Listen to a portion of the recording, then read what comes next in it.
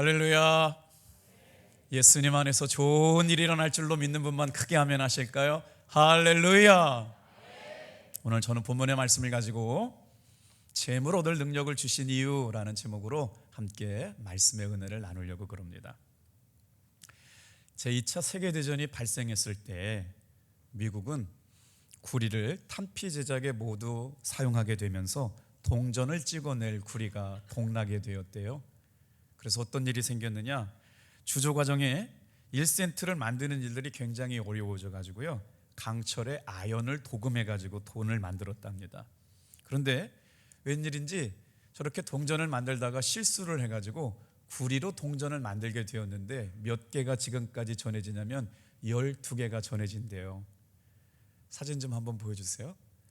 저게 얼마쯤 될 것 같아요? 최근에 경매가 드는데요, 여러분 갑자기 막 관심이 막 엄청나게 높아지고 계세요.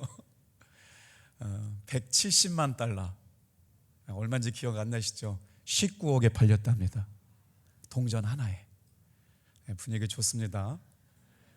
우리나라 동전에도요, 관심 가질 동전이 있어요. 자, 보세요. 1970년에 제작된 10원짜리 동전이 얼마에 팔리느냐? 70만 원에서 80만 원에 팔린대요. 이제 막 하는 게 공감되기 시작했어요. 72년에 제작된 50원짜리가 얼마에 팔리느냐? 15만 원에 거래됩니다.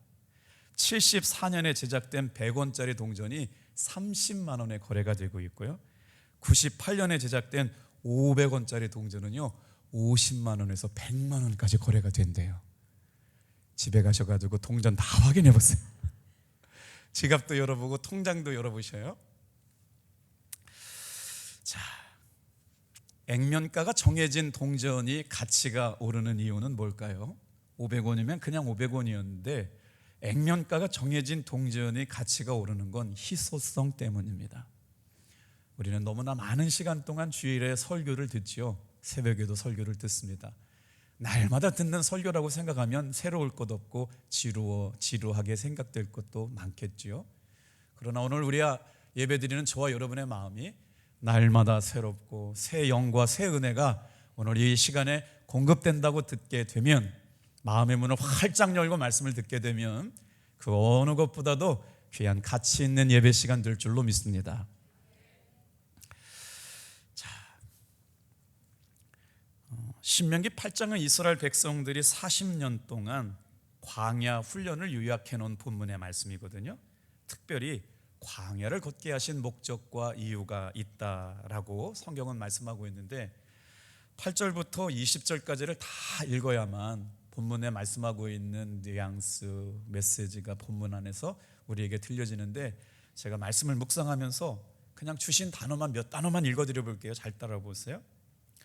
하나님께서 너희가 살고 번성하게 하시는 걸 책임져 주겠다고 말씀하세요. 그러면서 하나님께서 우리의 삶을 광야로 낮추시는 이유가 있는데, 그걸 바로 뭐냐면 광야길로 인도하시는 이유가 있는데, 우리를 낮추시고 겸손하게 하시겠다는 거예요. 그러면서 꼭 잊지 말고 기억하라고 하는 것이 뭐냐? 다 같이 한번 따라해 볼게요. 너희에게 먹을 양식을 주시는 이가 누구냐? 오늘 이 말씀을 잘 기억하셔야 돼요. 오늘 나에게 먹을 양식을 주시는 분이 누군가?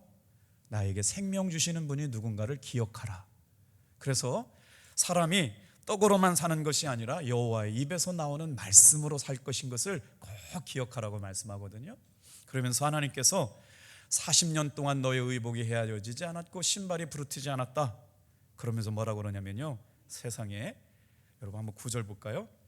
먹을 것에 모자람이 없었고 인생을 살면서 아무 부족함이 없도록 인도하여 주셨다. 그런데 이렇게 지금 이 신명기 8장이 무슨 말씀이냐면, 이스라엘 백성들이 출애굽을 하면서 겪게 되었던 이야기라고 말씀을 드렸잖아요. 그런데 이 말씀을 기록하고 있던 모세가 염려스러운 일이 생겼다는 거예요. 걱정스러운 일이 생겼다는 거예요. 오늘 모세가 젖과 꿀이 흐르는 가나안 땅에 들어가서 풍부한 걸 누리고 살아가는 이스라엘 백성들에게 어떤 것을 염려하고 걱정하게 되었을까를 생각하시면서 말씀을 드렸으면 좋겠어요. 자, 우리가 인생을 살아가는 방법이 여러 가지가 있는데 어떤 사람은 왜라고 질문하며 살아가고 어떤 사람은 어떻게라고 인생의 질문을 가지고 살아가는데 돈 앞에서는 왜라고 묻는 것이나 어떻게라고 묻는 것이 무의미한 것처럼 들려지기도 합니다. 현대를 살아가는 사람들에게 있어서 돈의 위력은 놀랍습니다. 그래서 전지전능하신 하나님을 믿고 살아가야 될 우리가 전지전능하신 하나님을 믿고 살아가는 게 아니라 돈을 전지전능한 신처럼 모시고 살아가기에 돈에 이름이 붙여졌어요. 뭐라고요? 만몬이라고요. 하나님처럼 섬겨야 될 신으로 여기고 살아가는 사람들이 있다는 거예요. 오늘 여러분은 하나님을 전능하신 하나님으로 믿고 살아가나요? 아니면 돈을 여전히 신처럼 모시고 살아가나요? 이스라엘 백성들을 광야 가운데 인도하신 하나님께서는 우리에게 뭐라고 말씀하시느냐? 여러분 다 같이 한번 따라하겠습니다. 이미 재물 얻을 능력을 주셨다. 여러분 손에 하나님께서 이미 재물 얻을 능력을 주셨음을 믿는 분, 여러분 오늘 이 말씀을 주목해 보시길 바랍니다. 자, 오늘 본문의 말씀에 동어가 반복되고 있는데요, 8장에 2절, 3절, 16절 센스가 있는 분들은 여러분 성경 한번 싹 보세요. 성경 통독하신 분들은 아마 표시해 놓을 수도 있었겠지만 하나님께서 인생을 광야길로 인도하시는데 3번씩이나 같은 구절이 반복돼요. 뭐라고 말씀하세요? 너를 낮추시며 라고 말씀하고 있어요. 이스라엘 백성들은 하나님이 선택한 백성입니다. 하나님께서 복 주시기로 작정한 백성이고 내 백성이라고 말씀하시는데 광야를 40년 동안 뺑뺑이를 돌리시면서 그렇게 하신 이유가 뭐냐? 따라해 볼까요? 너를 낮추시며. 우리가 인생을 살아가면서 예기치 못한 어려운 일들을 만나게 됩니다. 생각지도 못한 힘든 일을 만나게 되거든요. 그때 오늘 이 말씀을 잘 기억하셔 보세요. 여러분, 먹을 양식을 주시는 분이 하나님이시다라고 고백하지 않으면 여러분 양식 없음이 내 인생에 반복되는 것입니다. 내 인생에 모든 물질이 하나님께로부터 왔습니다. 물질을 구별하여 거룩한 제물로 하나님 앞에 11조로 드리게 될 때 가정 안에서 여러분 물질의 가난이 통과되게 될 줄로 믿습니다. 광야가 끝나는 거예요. 하나님이 내게 물질을 주셨습니다, 생명을 주셨습니다 라고 하는 믿음의 고백이 있을 때 광야가 끝나고 가나안 땅에 들어가게 된다는 것이죠. 이게 하나님께서 우리를 인생의 광야길 40년을 돌게 하시면서 깨닫게 하신 것이 뭐냐? 낮추시겠다는 거예요. 낮추시겠다고요. 자, 그럼 이스라엘 백성들의 삶은 어땠나요? 광야에 나오고 나서 반석을 쳐야만 물을 먹을 수가 있었습니다. 무슨 말이냐? 하나님께서 물을 주셔야만 물을 먹을 수가 있었다는 거예요. 자, 하늘에서 만나를 내려주셔야만 밥을 먹을 수 있었습니다. 하나님께서 메추라기를 내려주셔야만 그들은 고기를 먹을 수가 있었어요. 인생을 살아갈 때 길 몰라요. 어디로 가야 될지, 무엇을 해야 될지, 어떤 걸 선택해야 될지 힘들 때를 만나게 되잖아요. 인생의 길을 모를 때 하나님께서는 불기둥으로 인도해 주셨고 구름기둥으로 멈추게 하셨어요. 그래서 불기둥이 올라서면 인도하시는 대로 움직여 갔다가 구름기둥으로 멈추어 서라 그러면 멈추어 갔다가 인생의 갈 길을 지도해 주시는 것을 하나님의 인도하심 앞에 따라가게 될 때 이스라엘 백성들은 광야에서 길을 찾았다는 거예요. 오늘 이 아침에 귀한 예배의 자리에 나오신 성도 여러분, 어떻게 살아야 하고 무엇을 위해 살아야 되나 알지 못할 때마다 예배에 나와서 하나님의 말씀을 통해 인생의 길잡이가 되시는 주님의 은혜를 따라가시면 승리하게 될 줄로 믿습니다. 그래서 하나님께서 광야길을 인도하신 목적이 뭐냐? 단 한 가지라는 거예요. 하나님이 내 삶의 주인이시다. 하나님이 내 삶을 이끌어 가신다. 하나님이 내 생명의 주인이시고 내 인생을 이끌어 가시는 분이고 나에게 먹을 것을 주시는 분이구나 라고 하는 걸 인정하게 될 때 다 같이 한번 따라합니다. 인생의 광야가 끝나게 된다. 그럼 이 질문하는 거지요. 인생의 광야가 뭘까요? 목마르며 내 삶의 양식이 떨어지는 거예요. 인간관계가 자꾸 깨지는 거예요. 삶에 드라이해진다고 그러거든요. 허무해져 버리는 거예요. 이렇게 살아야 뭐하나 말이에요. 그러니까 살아갈 재미도 없고 기쁨도 없는 것, 이와 같은 게 인생의 광야에서 느끼게 되는 거예요. 근데 하나님께서 뭐라고 말하느냐? 사랑하는 자들아, 너희들이 나를 떠나서 살아갈 수 없다고만 고백해라. 내게 먹을 양식을 주시는 이는 하나님이시다. 오늘 내 삶을 책임져 주시는 분은 하나님이시다. 그러면 하나님께서 어떻게 해요? 끝까지 책임지시고 인도하여 주시는 분임을 알게 하려고 뭐 하신다고요? 따라해 볼까요?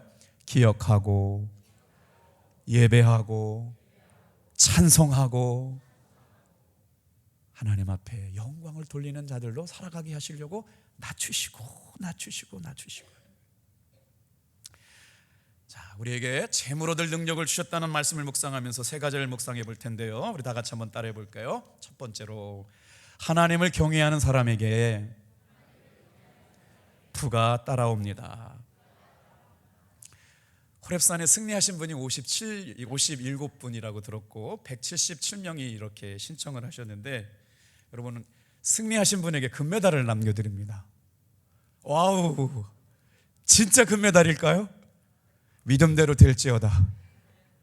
한돈에 36만 원인데 이걸 진짜 전교인들을 다 금메달로 나눠주고 싶은 마음이 꿀뚝 같으나 도금을 좀 했어요. 근데 진짜 금메달로 생각해보세요. 얼마나 기쁘겠어요. 지금 금값이 사상 최대랍니다. 36만 원 넘어가고 있대요.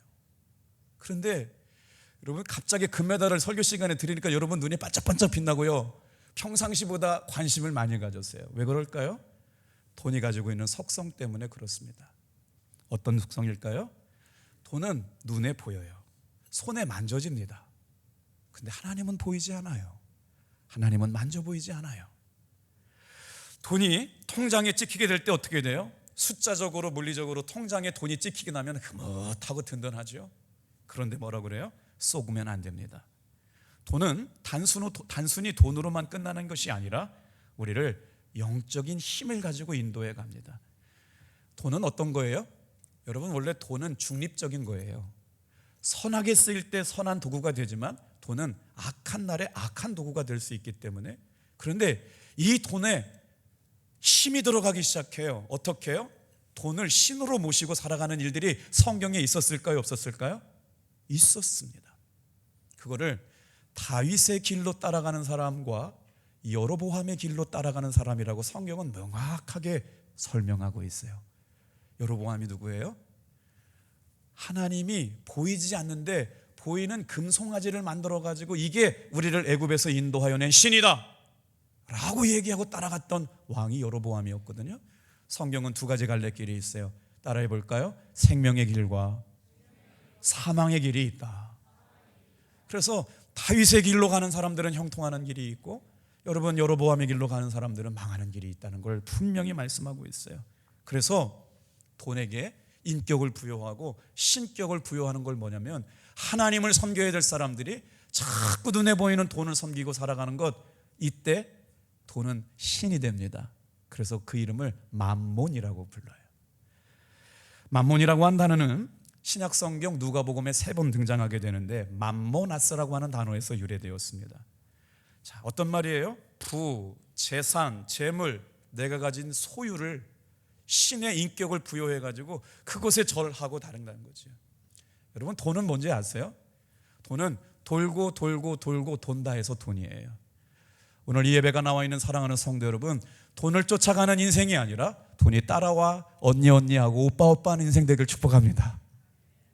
안 믿으시는 눈치인데요, 여러분 하나님께서 사용하시는 가운데 정말로 하나님을 기쁘시게 하는 가운데 돈이 언니하고 오빠하고 따라오게 될 줄로 믿습니다. 여러분 잘 안 믿으시는 눈치예요. 보세요, 돈이요 인격이 있다니까요. 그것이 모아지면 뭐가 되냐면요, 법인이 돼요. 제가 법인도 만들어 봤는데요, 법에 인격이 있어요. 회사를 만들 때는 법인을 만들어야 돼요. 법에 회사라고 하는 것이 생물이 될 수 있도록 인격을 부여하는 게 법인이체거든요. 돈에 귀가 있어요. 여러분, 귀신도 귀가 있어요. 나사렛 예수의 이름으로 명하면 떠나갈 줄로 믿습니다. 돈이 신이 된 사람이 날마다 돈을 붙잡으려고 쫓아가면 돌고 도는 것이죠. 돈의 주인은 바뀌게 되었다는 거예요. 그런데 돈의 주인이 누구냐? 하나님이시다. 생명의 주인이 누구시냐? 하나님이시다. 나에게 먹을 양식을 주시는 분이 누구냐? 하나님이시다 라고 고백하는 사람들에게 다 같이 한번 따라해 볼게요. 재물 얻을 능력을 주셨다. 그때부터 돈이 언니하고 오빠하고 따라오는 일이 일어나게 될 줄로 믿습니다. 자, 그래서 우리의 삶에 어떤 일들이 일어나게 될까요? 다 같이 한번 따라해 볼게요. 하나님을 경외하는 사람에게 부가 따라오게 하신다. 우리 2절 말씀 같이 한번 읽어보겠어요. 자, 시작. 내 하나님 여호와께서 이 40년 동안에 내게 광야 같은 길을, 광야길을 걷게 하신 것을 기억하라. 자, 줄였어요. 하나님께서 40년 동안 광야길을 걷게 하신 것을 기억해라. 기억하게 하신 이유가 있어요. 여러분, 부에는 법칙이 있답니다. 하나님께서는 우리에게 부를 허락하셨어요. 무슨 말씀이에요? 재물 얻을 능력을 주셨다는 말씀이거든요. 그런데 그 이유가 있다는 거예요, 여러분.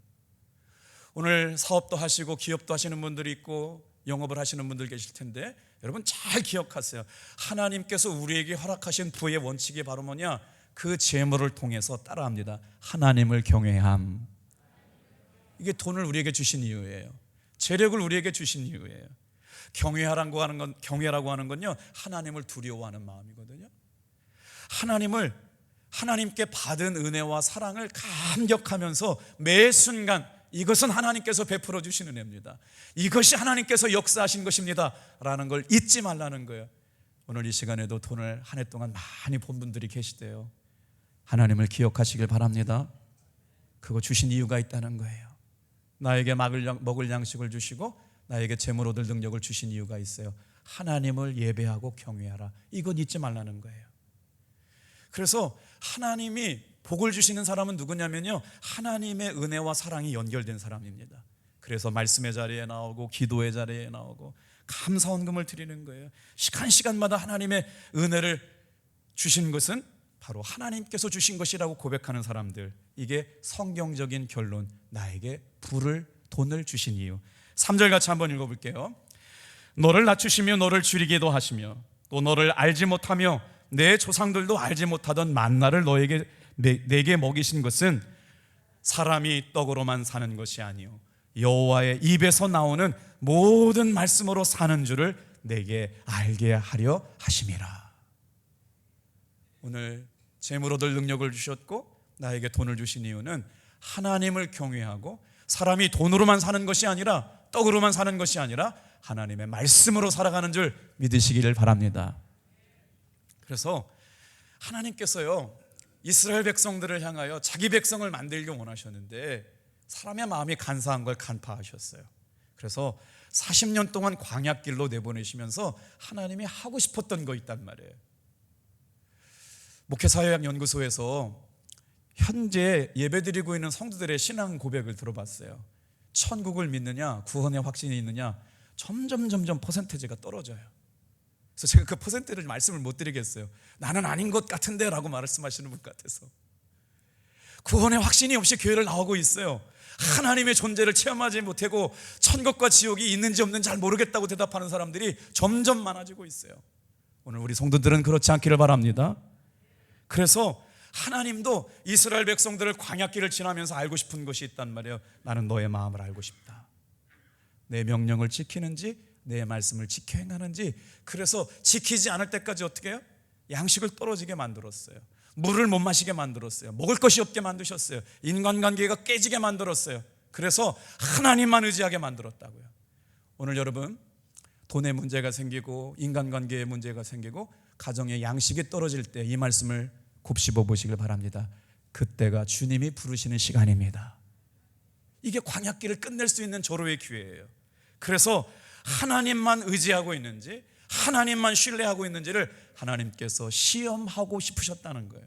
우리가 하나님만 사랑하고 살아가는지를 알고 싶어 하셨다는 거예요. 가장 중요한 요소가 뭐예요? 광야길을 지나가게 하신 하나님의 가장 중요한 요소는요, 겸손이었습니다. 그래서 오늘 본문의 말씀에 8장에만 낮추시고 광야의 훈련길의 목적은 우리를 겸손한 하나님의 백성으로 만들어 가시기 위한 것이었어요. 자, 그것을 기억했다. 그것을 기억해라. 여러분, 인생을 살면서 힘든 게 뭘까요? 내 힘 가지고 그걸 이기지 못하다는 한계가 있다는 거잖아요. 내 가난, 내 병, 내 자녀들이 마음대로 안 되잖아요. 그런데 여러분, 이 광야라고 하는 곳은 도움이 없어요. 의지할 게 없어요. 하나님만 바라봐야 되거든요. 그런데 이 광야의 시간을 우리가 바라볼 관점은 뭐냐면, 다 같이 한번 따라해 보세요. 하나님이 계획하신 시간. 광야는 말씀에 순종하기만 하면 끝나게 되었거든요. 하나님이 인도하시고 계획하시고 작정하신 그 시간에 통과하면 끝나는 겁니다. 물질의 광야, 건강의 광야, 질병의 광야, 불순종의 광야, 말씀에 순종함으로 하나님이 생명의 주인이라고 고백하게 될 때 끝나게 될 줄로 믿습니다. 그래서 아파도 감사할 수 있는 거예요. 힘들어도 감사할 수 있는 거예요. 어려워도 감사할 수 있는 거예요. 왜요? 하나님께서 끝낼 시간을 정하셨다는 거예요. 놀라운 것이 아닙니까? 자, 4절 말씀 보세요. 이 40년 동안에 내 의복이 헤어지지 아니하였고 내 발이 부르트지 아니하였다. 이 말씀이 얼마나 놀라운 말씀입니까? 40년을 지나는데 의복이 헤어지지 않아요. 발이 부르트지 않았대요. 이걸 유명한 말로 뭐라고 그러느냐? 다 같이 한번 따라해 볼게요. 형통. 오늘 이 예배 가운데 하나님을 기쁘시게 하는 성도들 가운데 하나님의 형통이 임하기를 축복합니다. 형통이란 말은 모든 일이 뜻대로 잘 되어감, 이거예요. 하나님의 은혜 가운데 있는 사람들, 하나님을 경외하는 사람들, 하나님을 찬양하는 사람들, 하나님을 예배하는 사람들, 내게 먹을 양식을 주시는 분은 하나님이십니다. 내 생명은 주님이십니다. 오늘 내 인생의 가장 젊은 날 최고의 모습으로 하나님께 예배할 수 있기를 바랍니다. 목회하다 보면 참 갑작스러운 일들을 만나게 돼요. 아침에 새벽기도 나오셨던 김호달 집사님이 제천에 일부러 가신다고 차를 몰고 가셨어요. 아내도 매일 교회 와서 오시는 정경희 권사님이셨어요. 그런데 저녁에 들려진 비보는 충격이었어요. 그 김호달 집사님을 잊을 수 없는 게 뭐냐면, 이분이 해소기침이 깊어가지고요, 항상 죽음이 임박해 있다고 그래가지고요, 돌아가신다고 할 때 저는 정말 경험할 수 없는 신비한 체험을 했어요. 저희 할머니가 그날 돌아가셨고요, 김호달 집사님은 지금 임종을 지켜보고 있는데 친할머니가 돌아가셨으니까 저는 우건감리교회 가서 장례를 지내야 됐다고요. 장례를 다 마치고 돌아왔는데 해소기침으로 죽음을 임박해 있던 김호달 집사님이 새벽 기도를 나오시고 아침에 주일 예배를 나오시고 기적이 일어났어요. 이거는 제가 한마디도 보탠 게 없어요. 저 너무나도 놀랐잖아요.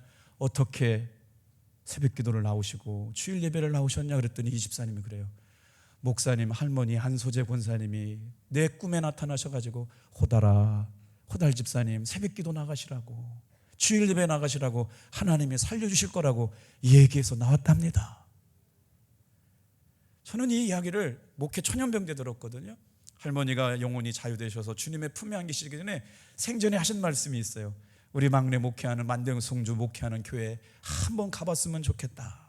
근데 관절이 이미 녹아가지고요, 걸음기 심을 하려면 막 로봇 소리가 나요. 막 뻐그럭 소리가 나셔가지고 사실은 못 오시고 돌아가셨는데, 자유로운 몸에 저 목회를 도와주시려고요, 그 아침 김우달 집사님을 살려주시고 돌아가셨어요.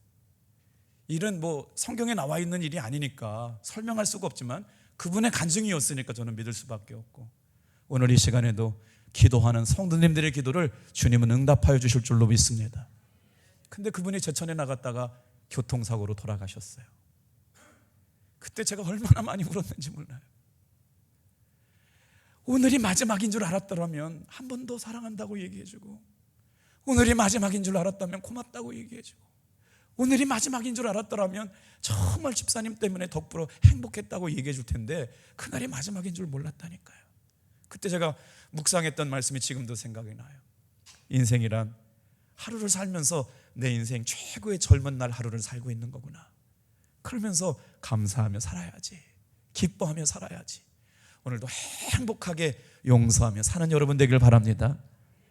오늘은 어제 죽은 사람이 그렇게 기다리던 내일이래요.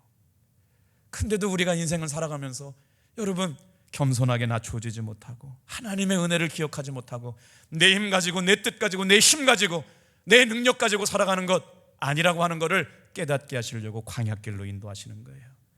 오늘 여러분, 하나님께서 우리의 삶을, 하나님을 이렇게 예배하고 찬양하고 경외하는 사람들을 따라해 볼까요? 일이 잘 되고 뜻대로 인도하시도록 형통케 하십니다. 어떠한 삶의 형편 가운데도 하나님은 우리를 형통하게 하시는 분이시죠. 두 번째 한번 따라해 볼게요. 하나님을 사랑하면 돈에 대한 새로운 관점이 열립니다. 자, 여기서부터 이제 본문이 재밌게 풀려가요. 깊이가 있어요. 무슨 말이냐? 자, 왜 모세가 염려하게 되었을까요? 이스라엘 백성들이 그렇게 바라던 땅이에요. 젖과 꿀이 흐르는 땅이고 약속의 땅이고 축복의 땅인데 그 땅에 들어가기 전에 모세가 신명기 8장을 주면서 뭐라고 말씀하느냐? 내가 염려한다는 거예요. 두려워하는 일이 있다는 거예요. 가나안 땅에 들어가게 되었을 때 이스라엘 백성들이 하나님 앞에 되어질 일들을 바라보면서 그렇게 될까 봐 염려하고 근심하는 일이 생겼다는 거예요. 그 본문이 어디에 나오느냐? 자, 개역 성경에 민수기 8장 14절을 지금 본문과 맥락이 같은 본문이 시작되는데 두렵건대 라는 말로 시작돼요. 아니, 젖과 꿀이 흐르는 땅 들어가는 건 축복이잖아요. 그런데 모세에게 하나님이 주신 마음이 뭐냐? 두려워하는 마음을 주셨어요. 뭐가 두려웠을까요? 그 본문이 신명기 8장 11절과 14절이 연결되는 마음이에요. 하나님이 모세로 하여금 두려워하는 일이 뭔가 읽어볼게요. 11절 줄여서 읽어요. 내 하나님 여호와를 잊어버리지 않도록 삼갈지어다. 모세가 뭐가 두려웠어요? 축복을 받고 돈이 많아지고 먹을 문제가 없어지고 좋은 차 타고 큰 집을 누리게 되고 이제는 정말 살만해졌어요. 먹고 사는 문제 다 해결됐어요. 그때 여호와를 잊어버리지 않도록 두려워하고 근심했다는 거예요. 12절 또 나오네요. 내가 먹어서 배부르고 아름다운 집을 짓고 거주하게 되며 이제는 배불러요. 먹고 사는 문제가 다 해결됐어요. 양식 걱정 안 해도 돼요. 쌀떡에 쌀 안 떨어져요. 그래서 아름다운 집도 지었네요. 거주할 땅도 살게 되었어요. 3절 13절도 볼까요? 집에 내 소와 양이 번성하며 내 은금이 증식되며 내 소유가 다 풍부하게 될 때. 여러분 이 말씀을 잘 새겨보시길 바랍니다. 은금이 많아졌대요. 그런데 소와 양이 가축이 많아졌어. 번성하게 되었어요. 모든 소유가 풍성하게 되었을 때를 염려하고 근심하고 걱정하게 되었다. 이유가 뭐라고요? 대답해 주셔야 되는데 이유가 뭘까요? 하나님을 잃어버릴 것. 이만하면 하나님 없이도 살아가겠네. 이만하면 예수 안 믿어도 살겠네. 뭐가 걱정해요? 이제 예수 믿어봐야 소용없는 거죠. 그까지 예수 믿으나 안 믿으나 똑같은데 뭐가 생겼어요? 집에 은금이 넘쳐나게 됐다는 거예요. 풍부해졌다는 거예요. 여러분 이 말씀이 주시는 굉장히 영적 의미가 있어요. 어렵게 하시는 것은 기도하게 하시는 일인 줄 믿으세요? 힘들게 다루어 가시는 건요 낮추시는 일임을 깨달으셔야 돼요. 그때는요 할 수 없어요. 무릎 꿇고 주여 도와주시옵소서, 주여 살려주시옵소서 납작 엎드려 기도하는 여러분 되길 바랍니다. 내게 먹을 양식을 주시는 분은 하나님, 내 살 길 해결해 주신 하나님, 인생길 열어주시는 분도 하나님 라고 고백하게 될 때 돕는 사람 붙여주시고 만날 사람 붙여주실 줄로 믿습니다. 오늘 이 시간에 하나님을 사랑하면 돈에 대한 새로운 관점이 열려요. 만몬을 사랑하는 것보다, 돈신을 섬기는 것보다 여러분 하나님이 나의 진정한 하나님이시기에 내가 먹을 양식 내 생명의 주인이신 걸 고백하게 될 때 먼저 그 나라와 그 일을 구하라. 그리하면 이 모든 것을 너희에게 더하여 주시리라. 이 믿음 가지고 우리 마음에 어떤 마음의 태도를 가져야 되느냐? 그래서 마음은 믿음의 문제라는 거예요.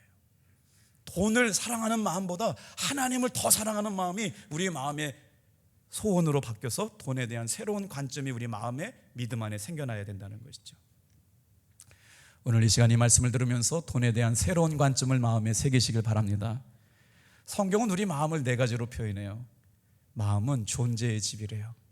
여러분 옆에 분 보세요. 참 이렇게 인사했으면 좋겠어요. 참 은혜 받게 생기셨어요. 별처럼 빛나게 삽시다. 꽃처럼 아름답게 삽시다. 표현이 맞았어요? 꽃처럼 아름답게 삽시다. 별처럼 빛나게 삽시다. 시작. 꽃처럼 아름답게 삽시다. 별처럼 빛나게 삽시다. 제 말이 아니고요 성경 말씀에 나와요. 같이 읽어볼까요? 잠언 15장 말씀이에요. 시작. 마음의 즐거움은 얼굴을 빛나게 하여도 마음의 근심은 심령을 상하게 하느니라. 오늘 이 시간에 형통함의 은혜, 하나님이 주신 이미 제물 얻을 능력을 주셔서 감사하면서 마음의 기쁨이 충만해지기를 축복합니다. 마음은 존재의 집뿐만 아니라 영혼의 존재래요. 에스겔 선지자가 이스라엘 백성들을 향하여 예언을 하거든요. 그런데 이 예언의 내용이 얼마나 은혜가 되는지 몰라요. 예배 시간 여러분 그냥 나오시는 것 같지만 그냥 나오는 게 아닙니다. 마음이 새로워질 줄로 믿습니다. 새 영을 부어주시겠다고 말씀했거든요. 새 영을 부어주시는데 그 새 영이 입혀지니까 마음이 새로워진다는 거예요. 예배 시간에 말씀에 은혜 받는 건 우리 마음이 하나님의 영으로 새로워지고 새 마음으로 바뀌는 줄로 믿습니다. 26절 같이 한번 읽어볼게요. 시작. 또 새 영을 너희 속에 두고 새 마음을 너희에게 주되 너희 육신에서 굳은 마음을 제거하고 부드러운 마음을 줄 것이며. 영혼의 집인 것과 더불어서 존재의 집이에요. 우리의 마음 안에, 여러분 마음은 어디에 있을까요? 우리의 마음은 마음에 있지 않아요. 우리의 마음은 뇌에 있습니다, 여러분. 그래서 뇌가 다치면 모든 걸 많이 잃어버리게 되는 거예요. 그래서 이 은혜를 잘 간직하셔서 예배 시간마다 하나님께서 새 영을 부어주시고 새 마음을 부어주실 때 아멘 하셔서 내 것으로 삼게 되길 바라요. 마음은 생명의 근원이자 믿음의 근원이랍니다. 우리 한번 로마서 10장 10절 말씀을 크게 같이 읽어볼게요. 시작. 사람이 마음으로 믿어 의에 이르고 입으로 시인하여 구원에 이르느니라. 그런데 성경에 이 세 가지 마음에 대한 정의만큼이나 더 중요한 한 구절의 말씀이 있어요. 시편 37편 말씀이에요. 오늘 이 말씀을 마음에 새기고 돌아갔으면 좋겠어요. 시작. 또 여호와를 기뻐하라. 그가 내 마음의 소원을 내게 이루어 주시리라. 할렐루야. 하나님을 기뻐하는 거예요. 오늘 말씀해 보면 하나님을 생각하고 하나님을 찬양하고 하나님을 경외하고 계속 하나님이 우리의 마음을 시험해 보신다고요. 광야길을 인도해 가시지만 때로는 양식이 없게 하고 먹을 물이 없게 하고 인간관계가 파괴돼가지고 힘들어하고 리더십의 위기를 겪게 되지만 그때도 하나님이 내 삶의 주인이십니다. 하나님이 내 생명의 주인이십니다. 그렇게 하나님을 기뻐하며 살아가는 사람들, 이렇게 될 때 여러분 돈을 보는 마음에 새로운 관점이 생기게 될 줄로 믿습니다. 그거 뭐 하는 거예요? 돈이 내 인생의 주인이 아니라 하나님이 내 인생의 주인인 걸 인정하라고 하는 거 깨닫게 하시려고 광야길로 인도하시는 것이죠. 자, 마태복음 6장 31절 32절에는 하나님은 우리 형편을 미리 안다고 말씀하세요. 무엇을 먹을까, 무엇을 마실까, 무엇을 입을까 하지 말라. 하나님께서는 이 모든 것이 우리에게 있어야 할 것을 미리 알고 계신다는 거예요. 우리의 삶의 모든 형편을 아시는 하나님을 기쁘시게 하면 됩니다. 오늘 예배를 드리면서 그러면 나는 뭘로 하나님을 기쁘시게 하지? 기도를 드리고 시간을 드리고 예배하고 순종하고 하나님이 기뻐하시는 1인 1사역에 순종하는 여러분 되길 바랍니다. 세 번째 한번 따라해 볼게요. 하나님은 이미 우리에게 재물 얻을 능력을 주셨습니다. 다 같이 한번 따라해 볼까요? 돈은 그 용도를 아는 사람을 따라다닌다. 그래서 성경적인 물질과는 두 가지예요. 하나는 돈을 물질로 보는 거고요, 돈을 영적으로 보는 거예요. 그래서 이 돈이 하나님의 영역을 대신하지 못하게 만들어야 돼요. 이 돈이 하나님의 영역을 침범하게 되면 사람들은 원래부터 마음이 약해가지고요 돈을 신으로 섬겼다거든요. 여러분, 이 이야기가 어디에 나오냐면, 자, 이스라엘 백성들이 눈에 보이지 않는 하나님을 믿을 수 없기에 뭘 만들어요? 우상을 만들어요. 금부치를 다 가져와가지고 불에다 집어넣었더니 뚝딱하고 금송아지가 나왔대요. 그게 이 여로보암이 따라간 길이라고 말하거든요, 성경은. 근데 뭐냐? 눈에 보이는 하나님은 보이지 않고 모세도 보이지 않으니까 눈에 보이는 하나님을 만들어 달라고 이스라엘 백성들이 요구한 겁니다. 그래서 금을 다 가지고, 출애굽을 할 때 금을 많이 가지고 나왔어요. 불덩이에 던졌더니 금송아지가 딱 하고 태어났네. 그러면서 뭐라고 말해요? 여로보암이 애굽에서 우리를 인도하여 낸 하나님이 금송아지다. 그래서 구약 성경은 끊임없이 말합니다. 따라해 볼까요? 다윗의 길로 가는 생명의 길, 여로보암의 길로 가는 우상 숭배의 길이 갈라져 나가는 거예요. 여러분은 어느 길에 서 계세요? 놀랍게도요, 오늘 성경 말씀은 말합니다. 이미 우리에게 재물 얻을 능력을 주셨다는 거예요. 자, 한번 16절, 17절, 18절 말씀 읽고 이제 말씀을 마무리할 텐데요, 우리 같은 목소리 한번 읽어볼게요. 세 절이에요. 시작. 내 조상들도 알지 못하던 만나를 광야에서 내게 먹이셨나인. 이는 다 너를 낮추시며 너를 시험하사 마침내 너게 복을 주려 하셨. 그러나 내가 마음에 이르기를 내 능력과 내 손의 힘으로 내가 이 재물을 얻었다 말할 것이라. 내 하나님 여호와를 기억하라. 그가 내게 재물 얻을 능력을 주셨습니다.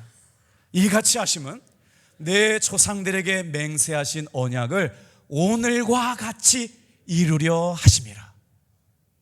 무슨 말씀에 밑줄을 그으시겠어요? 다 같이 한번 따라해 볼까요? 이미 재물 얻을 능력을 주셨다. 이 성경 말씀이 쓰여졌던 6,000년 전의 이야기가 아니라 조상들과 약속하신 말씀이 오늘과 같이 이루어지게 하려 하심이라. 구약 성경에 써있는 말씀이 아니라 오늘을 살아가는 성도들에게 이루어 주실 언약의 말씀이에요. 내 힘이랑 내 자랑이랑 내 실력이 아니라, 내 손의 힘과 내 능력이 아니라, 내가 내 돈 주고 내 산 샀다고 뭐 하는 것이 아니라 하나님의 은혜임을 기억해라. 잊지 말아라.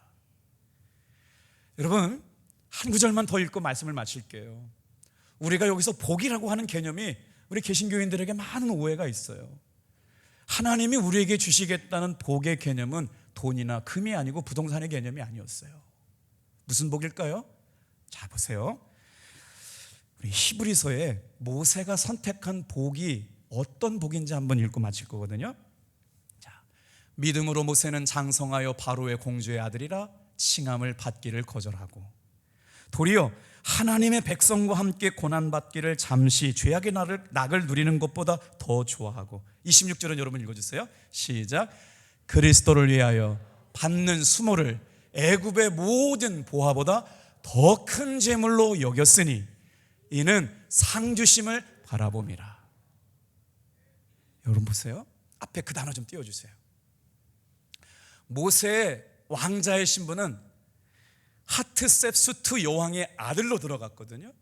시간이 지나면 파라오가 될 수 있어요.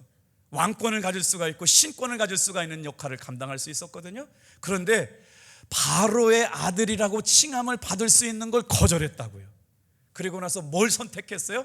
하나님의 말씀에 순종하며 살기를 선택했다. 여기서 거절하다라고 하는 단어, 여러분 큰 재물로 여겼다는 단어를 한번 주목해 보세요. 모세는 더 큰 재물을 선택했습니다. 더 큰 재물이 뭐예요? 여러분 여기서 여겼으니라고 하는 단어가 뭐냐면요, 계산하다는 단어예요. 왕자로 살아가는 삶이 유리한지 하나님의 명령을 따라 살아가는 삶이 유리한지를 계산했다는 거예요. 여겼다는 말이에요. 놀라운 말이죠. 모세는 그렇게 하고 다 같이 한번 따라합니다. 더 큰 재물을 더 큰 재물로 여겼으니 주님의 부르심, 주님의 선택, 주님의 말씀을 더 큰 재물로 여겼다는 거예요. 이게 우리에게 주시는 복인 줄로 믿습니다. 자, 그러면 모세가 선택한 가치는 뭘까요? 왕의 권력을 초월하는 능력이었어요. 하나님의 살아계심을 증거하는 담대함이었어요. 그리스도를 확실하게 바라볼 수 있는 믿음의 눈이 열렸던 거예요. 6월절 최초로 정함을 입은 사람이 된 겁니다.